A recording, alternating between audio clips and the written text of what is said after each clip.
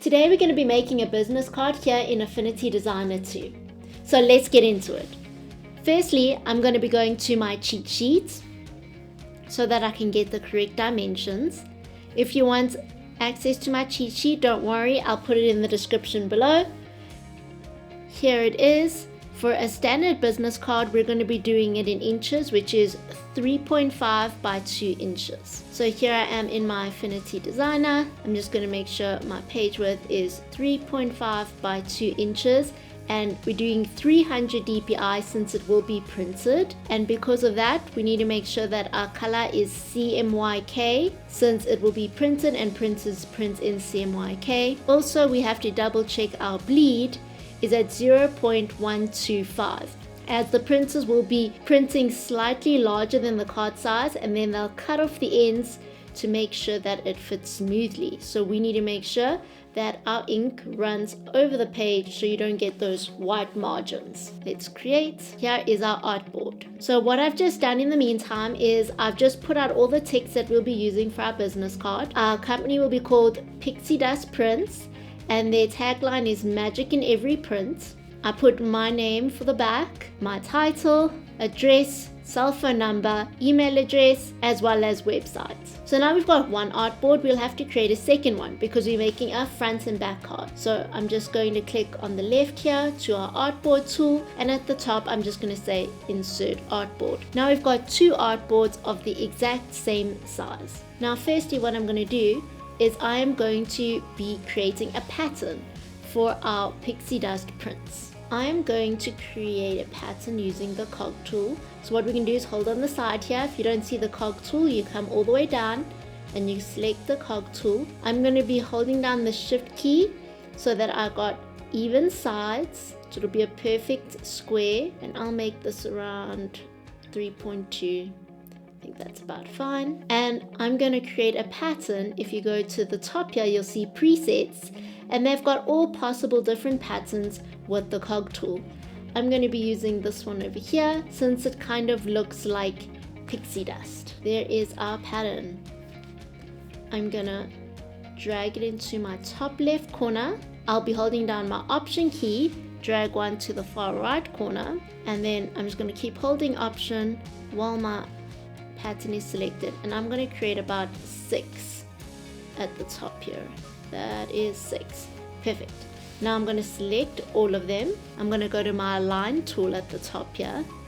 I am going to center align all of them, and then I'm going to evenly distribute them.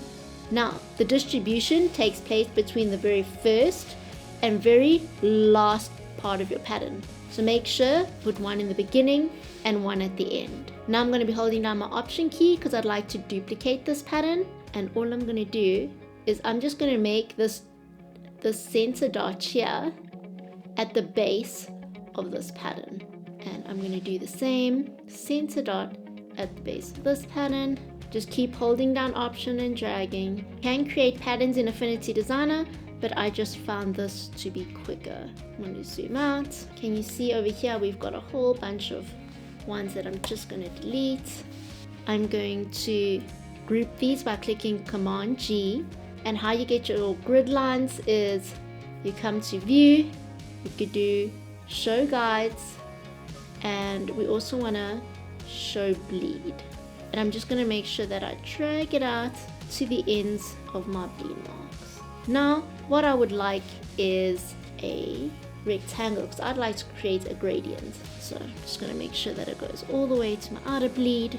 I'm going to do a gradient. Here's the gradient tool on the left. I'm going to put it in the middle, just drag down. I'm going to select this top node, and I'm going to make this lighter blue. So I'm going to go to my color picker, hold it down, drag it to my light blue color, and then I'm going to click on my color picker. I'm going to select this one at the bottom, drag my color picker to this dark blue, and then select on that color. Now we've got this beautiful gradient. So I'm going to go to my layers panel, and I'm going to drag my rectangle underneath my groups so it is behind. What I'm going to do now with my group, because the pattern is a little bit on the strong side, I'm going to select the group, and at the top here I'm going to reduce its opacity a bit so it looks somewhat like that. Now we need to get our fonts in and also the design for our pixie dust prints. Since they don't really have a logo, since I've just made it up, we're going to create one. I'm going to use the cog tool again, hold down shift. This one I'm going to make around 0.5 by 0.5. I'm going to go back to the same preset of my cog, but now I want it inverted. So I'm going to change my tooth size to 0, notch size to 0, and my curvature to 100. Cool. I'm also going to remove that hole in the center, and then I'm going to make the stroke using my color picker, this gray color, and then click on my color picker.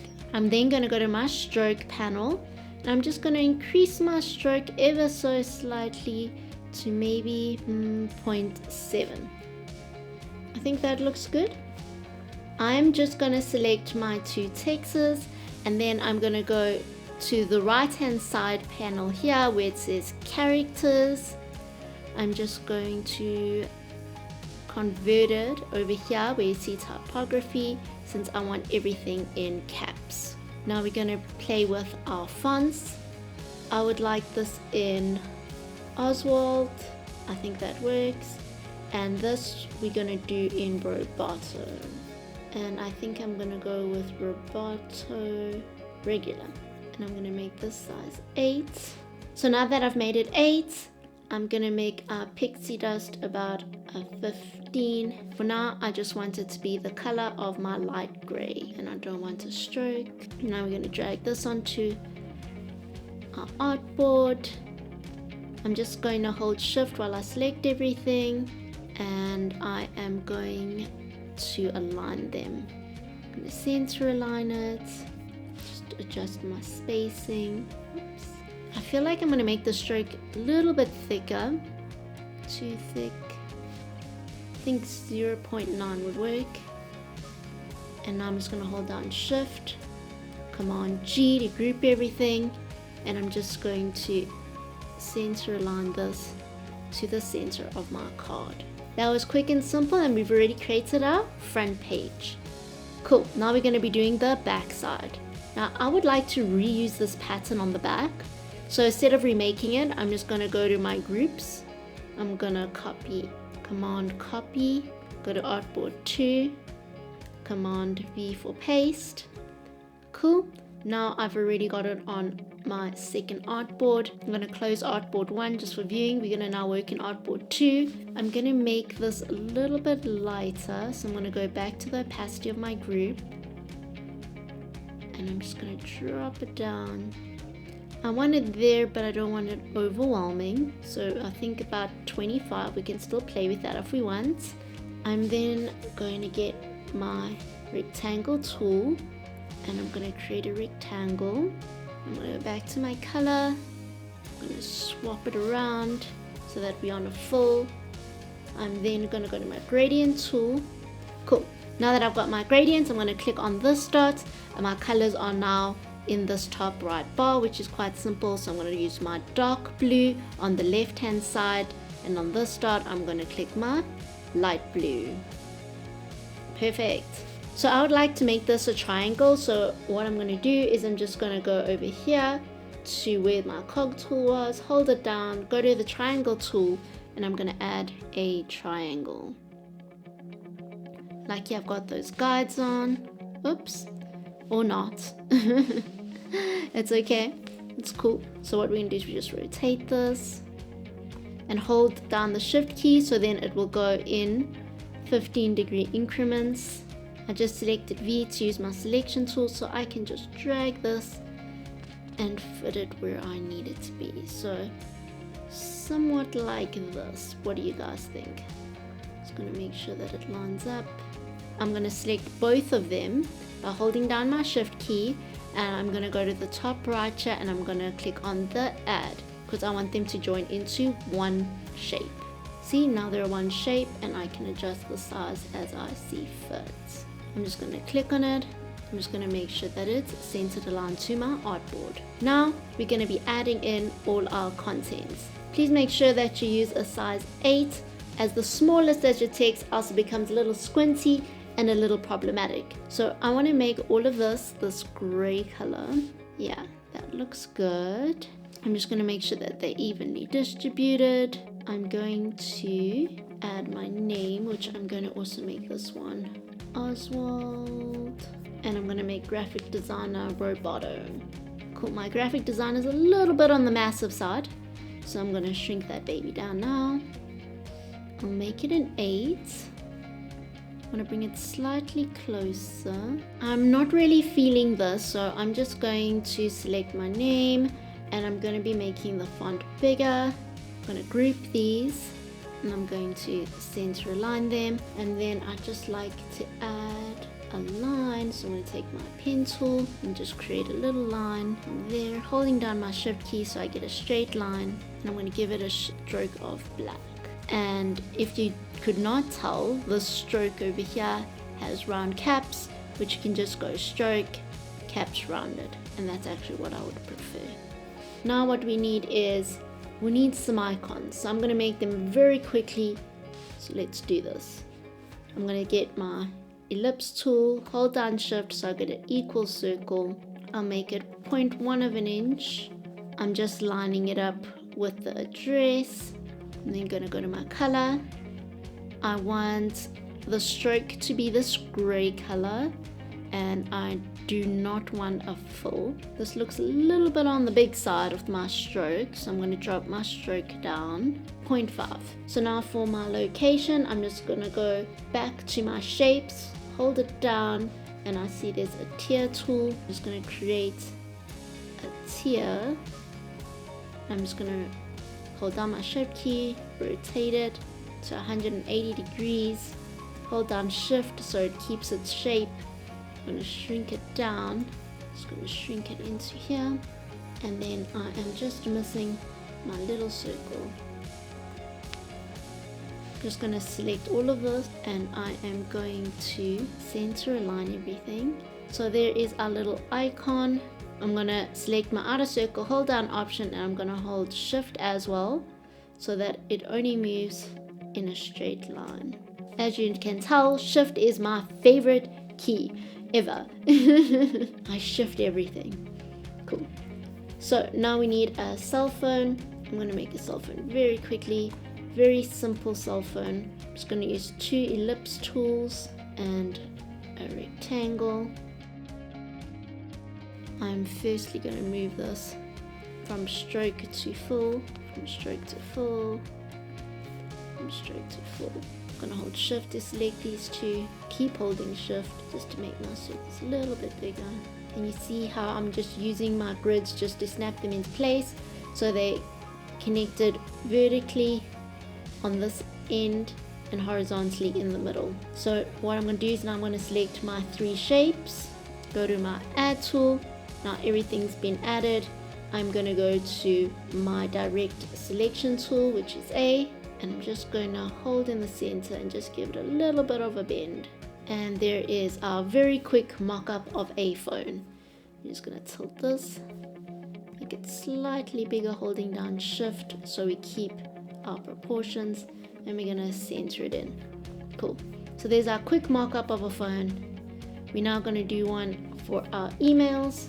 Make a rectangle. I'm going to swap it to stroke instead of full. I'm going to take my pen tool, go from this corner. See, there's my nice beautiful grids for the center, and then one for this corner over here. There's my little mailbox. And the last one is websites. I am going to make this based off Safari. I'm going to hold down my shapes tool, go to my triangle, create a very pointed triangle, hold option to duplicate it, and then I am going to take the top one, hold down my shift key and rotate it 180 degrees, selection key, bring it down. Great. So I'm going to hold shift, select both, and I'm just going to angle it so it looks a little bit more like the Safari. And now we've got our icons. I'm just going to group them. So as I select everything, I'm just holding shift and I'm gonna Command G, Command G, Command G, Command G. Just want to make sure that these two are center aligned, and then I'm going to group it, just making sure that everything is in its perfect place, and then I'm going to group. Cool.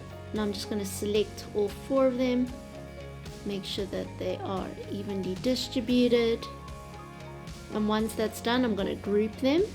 Okay, then I'm going to select my background first, select my text, center align them, but I'm going to change from first selector to artboard. I think that's it, and that's how simple it is to create a gradient, pattern, and business card all in one video. I hope it wasn't too overwhelming.